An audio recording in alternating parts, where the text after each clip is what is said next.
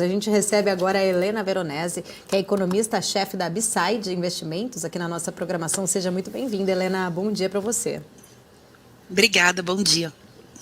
Obrigada. Helena, começando aqui, né, a nossa conversa primeiro sobre a ata aí do Comitê de Política Monetária. O Copom se mostra mais preocupado com esses riscos, né, ali no cenário, traz acho que um viés mais altista, inclusive da estimativa do juro neutro, discussão do hiato também ali do produto, mostra uma preocupação sobre essa trajetória futura da inflação. Queria entender, né, como você interpretou a ata, se os juros lá fora, fiscal aqui dentro, mais expansionistas, devem de fato aí limitar o tamanho do corte da Selic nas próximas reuniões.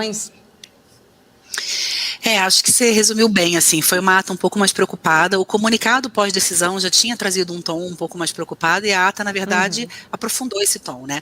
Uma preocupação do ponto de vista local com o fiscal, com a inflação que está tendo uma ancoragem, mas eles mesmos falam que é uma ancoragem muito mais parcial e que isso pode, de fato, voltar a fugir um pouco da meta. Com a questão fiscal, que já tinha sido comentada após decisão, voltou a ser comentada hoje, e principalmente, acho que o que mais chamou minha atenção foi o cenário externo. O documento de hoje me trouxe um Copom muito mais preocupado com o cenário externo, inclusive com a questão dos juros longos mais altos que vocês estão debatendo aí ao longo da programação. Eu não acho que seja o caso de ter um ciclo de cortes menor. O que eu acho que essa ata consolida é que os cortes de fato vão acontecer de 50 em 50 pontos, né? Quando eles deram a primeira sinalização nesse sentido, o mercado chegou a tentar peitar, por assim dizer, e tentar impor um corte maior de 75 bips. Algumas casas chegaram a mudar a call, achando que teria um corte maior no final desse ano, começo do ano que vem. Eu acho que tanto o comunicado pós-decisão quanto essa ata consolidam que o movimento de corte vai ser de fato de 50 em 50. Inclusive, Helena, eu queria também entender como que você viu o trecho ali, né? Se você acha que o Banco Central ele foi um pouco mais dovish ao falar sobre a desaceleração do crédito, que a gente tem acompanhado, que inclusive tem sido forte, né? Acho que esse foi o único ponto um pouquinho mais dovish, né, da ata como um todo. Eles falaram de atividade, de ato menor, de juros neutros talvez mais altos, fizeram um discurso todo hawkish e na hora de falar de crédito, de fato, adotaram a postura, na minha leitura é uma postura um pouco mais dovish. Eu acho que o cenário de crédito no Brasil hoje é um dos cenários que mais preocupam, a desaceleração, a elevação da inadimplência, é um dos cenários que mais preocupam, e sim, acho que esse foi o ponto mais dovish da ata, essa foi a fala um pouco mais branda do Banco Central, mas foi um parágrafo falando disso, perto de um documento inteiro que teve um tom muito mais duro e muito mais hawkish, então eu acho que não muda o tom do comunicado de maneira geral. Helena, muito bom dia para você. Felipe Nascimento falando agora. A gente está monitorando algumas repercussões, né? Porque é interessante que dessa vez, a exemplo da última também, a ata acabou vindo com bastante diálogo, né? Bastante consonante com o comunicado, sem grandes mudanças de perspectiva, até mesmo como foi crítica da penúltima ata, né? Não, na verdade, a antepenúltima ata. Eu queria falar contigo a respeito dessa consonância, desse plano de voo do Banco Central de manter e essa retirada aí de possibilidade de acelerar, a não ser que venha um cenário benigno.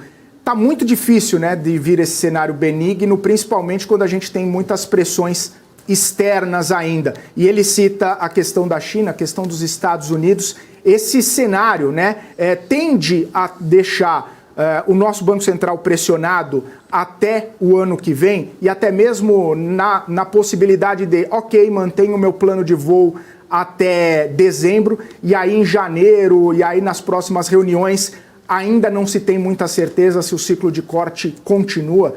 A gente pode traçar esse cenário, é um cenário plausível nesse contexto todo que a gente está vivendo? Eu acho que esse cenário de cortar juros até o fim desse ano e aí a partir de 2024 interromper o ciclo de corte seria um cenário de risco, né? Não é o cenário base de ninguém nesse momento, eu acho que é um cenário mais de cauda, é um risco mais de cauda. De fato, existem riscos que podem trazer pressão inflacionária. O cenário externo é um deles, curva de juros nos Estados Unidos que acabam pressionando o câmbio é um fator muito relevante que foi bastante citado pelo Banco Central. Quando a gente pensa em preço de commodities que acaba impactando nossa inflação bastante, tem El Niño, tem petróleo, petróleo que está subindo e que está em alta, que tem uma defasagem grande, que pode fazer com que tenha um novo reajuste de combustíveis. Então, de fato, a gente tem fatores de risco relevantes que estão surgindo mais no cenário, e é por isso que o Banco Central manteve, na minha leitura, essa ata com um tom ainda duro, mantendo, né, o tom que a gente viu no comunicado. Possivelmente o relatório de inflação vai trazer alguma coisa muito nesse sentido também. Mas eu continuo achando que os cortes continuam no ano que vem, e quando a gente pensa na inflação, hoje saiu o IPCA 15, e a gente ainda tem uma inflação que está com componentes benignos, né? A gente tem elementos em deflação. O que puxou a inflação hoje foi basicamente combustíveis, por conta do reajuste que a Petrobras tinha anunciado e que bateu na inflação, de fato, agora em setembro. Então, quando a gente olha a composição geral da inflação, ainda é uma inflação benigna. Então, ainda é um cenário que permite, sim, que o Banco Central continue cortando os juros até o final desse ano e mantenha essa trajetória de cortes no ano que vem. Mas não tem dúvida de que existem alguns riscos no cenário que foram mencionados pelo Banco Central, mas nesse momento não é o cenário base na minha leitura. Helena, você citou aí do nosso IPCA 15, né? Queria já aproveitar também aqui, entrar um pouco nesse tema, inclusive, apesar daí do número hoje ter sido, né, acho que positivo, surpreendido talvez para baixo ali, ligeiramente na headline, mas queria olhar um pouco mais a fundo ali nessa abertura. Você acha que chama atenção um pouco também a aceleração de itens importantes ali da inflação de serviços? Como que você especificamente viu aí este resultado?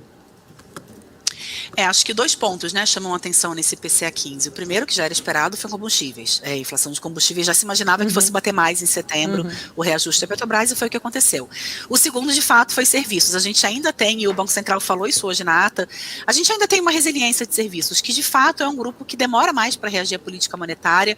A economia brasileira é uma economia muito indexada, serviços é muito indexado, então, de fato, a gente ainda tem uma resiliência, e isso tem aparecido nos últimos IPCAs, não foi só hoje, isso tinha aparecido também no IPCA fechado, no IPCA 15 anterior, continua aparecendo, mas é uma variação de serviços que incomoda um pouquinho, é uma inflação de serviços que ainda está mostrando uma tendência de aceleração, mas já está acelerando menos do que a gente via no passado. De resto, a gente teve a média dos núcleos desacelerando, a gente teve bens industriais desacelerando, a gente teve índice de difusão desacelerando em relação a agosto, e na abertura, de maneira geral, a gente teve boa parte dos grupos desacelerando. Os destaques, como eu falei, ficou por conta de combustíveis, né, transportes e habitação. Então, embora tenha sim pressão de serviços ainda, e o Banco Central está olhando para isso, hoje o que esse IPCA 15 trouxe para mim foi uma inflação com componentes muito mais benignos do que preocupantes. Helena, olhando aqui, né, grupo de serviços intensivo ali, mão de obra acelerou na média móvel também de 3 meses, na desacionalizada e anualizada também ali. Por outro lado, também acho que a gente olha ali, né, destacando aqui as medidas de difusão, principalmente de serviços que voltam ao patamar de julho. A leitura, eu queria entender até um pouco assim, por que de fato ainda a gente vê essa inflexão aí dessa desinflação de serviços, né? Tem um patamar, como você bem explica, né, um patamar bom, mas não traz talvez aquela melhora que se esperava ali no início deste segundo semestre. Isso, na verdade, é uma leitura de uma economia que ainda está aquecida, né? Uma economia que a gente imagina que no segundo semestre vai desacelerar, mas fato é que os dados do primeiro semestre todos mostraram uma economia ainda forte. Alguns indicadores antecedentes do terceiro trimestre já mostram alguma desaceleração, mas serviços, por exemplo, ainda não. Estão desacelerando, mas ainda em patamar positivo. Quando a gente pensa em preço de serviços, especialmente de mão de obra que você citou, é difícil você pensar que o cara vai cortar o preço da mão de obra porque o juros está subindo. Então, o cabeleireiro não vai cortar o preço, o mecânico não vai cortar o preço, o pedreiro não vai cortar o preço dele porque os juros estão caindo, porque os juros estão em patamares elevados. Isso não vai acontecer. De fato, a gente precisa ter uma economia muito mais frágil, uma economia muito mais fraca do que a gente tem hoje, e as pessoas deixando de contratar esses serviços para daí sim o preço começar a cair. Por isso que a gente fala que tem uma resiliência e que é um segundo estágio da desinflação, porque de fato os prestadores de serviço demoram muito para cortar o seu preço. Isso só acontece quando de fato diminui a demanda. Numa economia aquecida, como está sendo a economia brasileira, a demanda ainda não diminuiu. Ainda tem bastante demanda por esse tipo de serviço. Então, é de se esperar que demore mesmo para a gente ter uma queda mais consistente nesses preços. Helena, eu quero até resgatar, né, uma entrevista do fim de semana com o ex-diretor do Banco Central, que falou que, tecnicamente, né, o Banco Central poderia manter o juro mais alto, né, sem fazer cortes, até derrubar mesmo a economia para trazer a inflação para a meta. Eu queria entender a sua percepção, né, sobre esse tipo de pensamento, sobre essa análise de conjuntura, porque a gente viu, né, muitas críticas a respeito de um juro mais alto, né, aqui no Brasil, principalmente quando muitos setores, né, produtivos aqui do Brasil acabaram falando que estavam sofrendo consequências por conta desse juro mais alto, contração de crédito, não conseguiam manter, né, alguns dos negócios, e isso trouxe problemas para a economia. Manter o juro mais restritivo, né, poderia trazer ainda mais consequências negativas, e aí a gente fala não só, né, para a economia real, mas também para o mercado financeiro, onde a gente vê essa dinâmica bastante clara, né, quando a gente vê as implicações que isso tem trazido ao longo dos últimos tempos para vários setores. Sim, a gente está falando de uma economia, eu falei aqui que a economia ainda tem uma certa resiliência, mas a gente já tem uma economia numa trajetória de desaceleração, acho que isso é claro quando a gente olha os grandes setores, né? Quando a gente pensa no PIB, o PIB cresceu muito no primeiro tri, cresceu também no segundo, em boa parte por conta do agro, né? Quando a gente pega componentes de demanda, a gente já tem sinais de enfraquecimento, o crédito é um sinal muito claro de enfraquecimento, quando a gente olha o varejo já está tendo também uma trajetória de desaceleração, quando a gente olha os grandes componentes, os grandes setores, já tem sim uma trajetória de desaceleração, e manter juros muito altos por muito tempo, claro que piora essa situação. E a gente precisa lembrar que o Banco Central está cortando juros, mas a gente está com juros ainda acima de 2 dígitos e muito acima do que se considera os juros neutros. Então, mesmo no fim desse ciclo de aperto monetário, de afrouxamento, monetário, a gente vai ter a taxa de juros num patamar ainda contracionista, ou seja, a gente ainda vai ter uma taxa de juros que não permite que a economia cresça livremente, gerando inflação. Isso não vai acontecer. Então, manter juros, na minha leitura, num patamar que estava e no patamar que está hoje, parar de cortar hoje, por exemplo, seria muito ruim para a economia, seria uma sinalização muito ruim para o mercado, para a economia real, para os empresários, para o mercado de crédito. A taxa de inadimplência está elevadíssima, o comprometimento de renda da população com pagamento de juros de dívida está elevadíssimo. Isso tudo a gente, de fato, precisa começar a ver uma melhora na taxa de juros para começar a ver uma melhora nos indicadores. Junto com isso, os dados de inflação permitem que o Banco Central corte juros.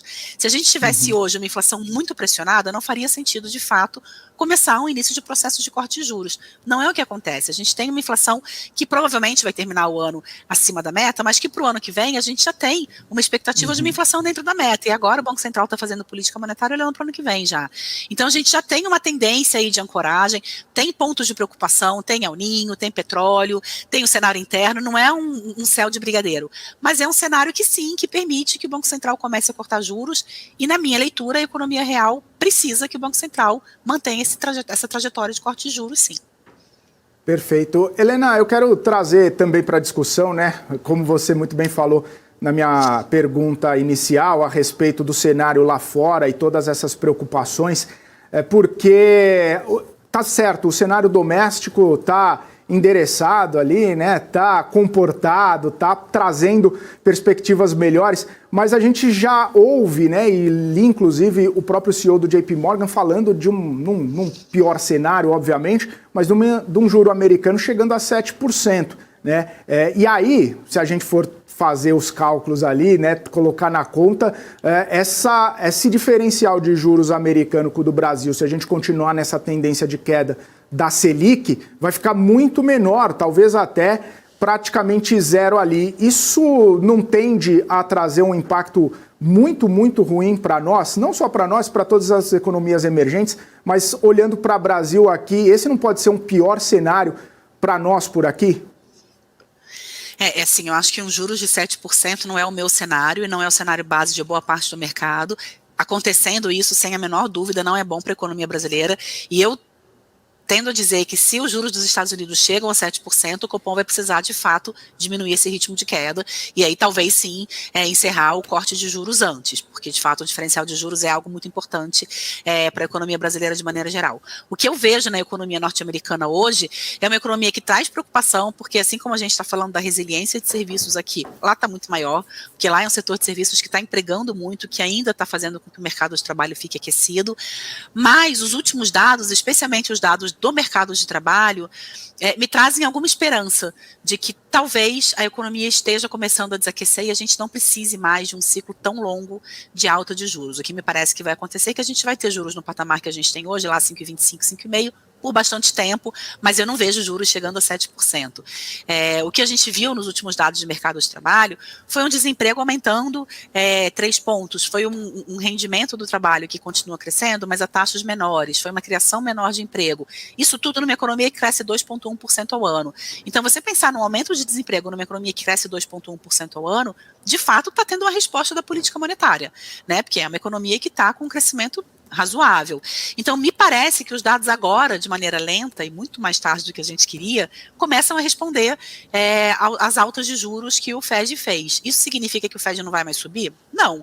Mas, para mim, isso significa que se o ciclo de alta não acabou, está muito perto de acabar. Para mim, significa que, dependendo dos dados, que eles mesmos falam isso, talvez a decisão de novembro tenha mais uma alta e acabou, mas dependendo de como esses dados vierem, de fato, a gente não tem mais alta nenhuma, e aí o que a gente vai ver são juros altos por muito tempo. E aí, sim, o Copom vai precisar balizar a sua política monetária de acordo com o nível de juros que a gente tem nos Estados Unidos e no resto do mundo. Se for uma taxa de juros 5,25, 5,5, que é o que a gente tem hoje, talvez dê para levar a Selic para 10, 9,5, que ainda tem um diferencial considerável. Se a gente tiver uma taxa de juros de 7, não dá para levar a Selic para 9, aí de fato a gente vai precisar calcular de novo o que seria um diferencial de juros ok para Brasil e Estados Unidos, mas é um cenário que requer muito mais cuidado, sim. Helena, quero agradecer, muito obrigada por compartilhar com a gente suas visões aí importantes sobre esses temas econômicos. Fica aqui o convite para voltar em outras oportunidades. Eu que agradeço, obrigada e bom dia para todo mundo.